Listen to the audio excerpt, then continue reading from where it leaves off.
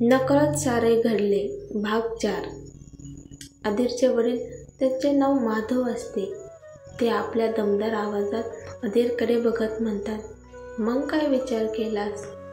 अधीर कोणतीही भावना न ठेवता स्पष्टपणे सांगतो, लग्न करण्याचा निर्णय तुमच्या दोघांचा होता, जो मी घेतला. आता तो स्वीकारायचा की नाही हे माझ्यावर अवलंबून आहे.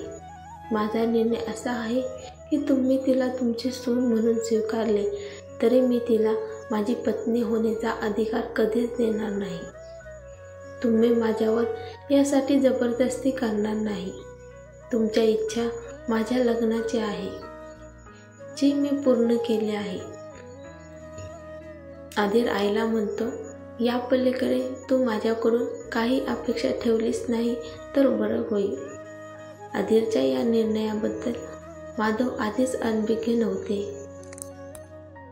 त्यांनी आपल्या मुलाला लहानपणापासूनच वाढवले होते. त्यांचे शिक्षण आणि गुण त्यांचेच होते, त्यामुळे ते पूर्णपणे शांत राहिले. माधव शांत स्वरात अधीरला म्हणतात, तू मला अजून विचारलं नाहीस की मी तुझ्यासाठी ही मुलगी का निवडली? अधीर माधवच्या डोळ्यात पाहतो आणि म्हणतो, काही गरज नाही. अधीरचे उत्तर ऐकून माधव आणि अधीरच्या आई प्रतिभा हसले आणि प्रतिभा अधीरला म्हणते, गरज आहे, पण वेळ आलेली नाही. जेव्हा वेळ येईल तेव्हा तू स्वतः त्या रहस्याची ओळख करून देशील. अधीर हळूच त्याची व्हीलचेअर ओढत त्याच्या रूममध्ये जातो. संपूर्ण खोली सुंदर सजवली होती, नवविवाहित जोडप्याची खोली असावी तशी.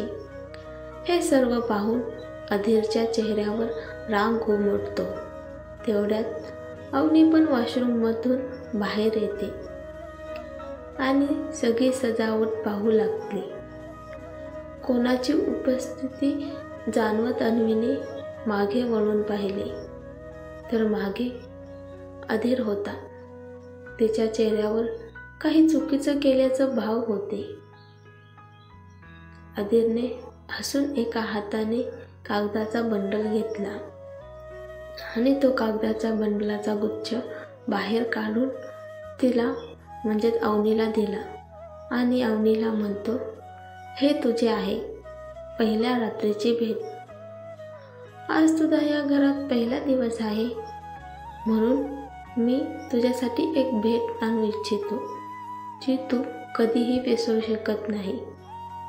असे म्हणत त्याने तो पेपर अवनीच्या हातात दिला. अवनीने अधीरचा कागद हातात धरला आणि अधीरला म्हणाली, लग्नाच्या रात्री भेट म्हणून पेपर कोण देतं? अधीर हसत हसत अवनीला म्हणतो, यापेक्षा सुंदर भेट माझ्या बायकोला देता आलं नसतं, म्हणून अगदी आरामात वाच. अन्वीने ते पेपर उघडून वाचले तसे तिचे डोळे आश्चर्याने विस्फारत राहिले. अधीरकडे बघत ती डगमगत्या आवाजात म्हणाली, हे पेपर्स? तिच्याकडे बघून अधीर अवनीच्या समोर येऊन निवांतपणे म्हणाला, मी तुला सांगितले होते की ही एक अशी भेट आहे जी तू विसरू शकणार नाहीस, म्हणून या कागदावर हे स्पष्ट लिहिले आहे, आजपासून आपण दोघे विवाहित आहोत, पण फक्त जगाच्या नजरेत. आपल्यात नवरा बायकोच्या नात्यासारखं काही असणार नाही आणि हे नातंही फक्त बॉस आणि नोकराचं असेल. आणि हा दिखावा 1 वर्ष करायचा, त्यानंतर तू येथून निघून जायचं. अधीर बेडपाशी जातो आणि बेडची सर्व सजावट खराब करतो आणि अवनीला म्हणतो, ही रात्र तुझी आणि माझी नाही तर द्वेषाची असेल. अन्वी अधीरचे हे वागणे पाहून तिला धक्का बसतो. ती अधीरकडे जाते आणि अधीरला म्हणते, तू ठीक आहेस ना? तू असे का म्हणत आहेस? अन्वीला वाटले त्याला रात्री झालेल्या घटनेची माहिती झाली काय. ती खूप घाबरते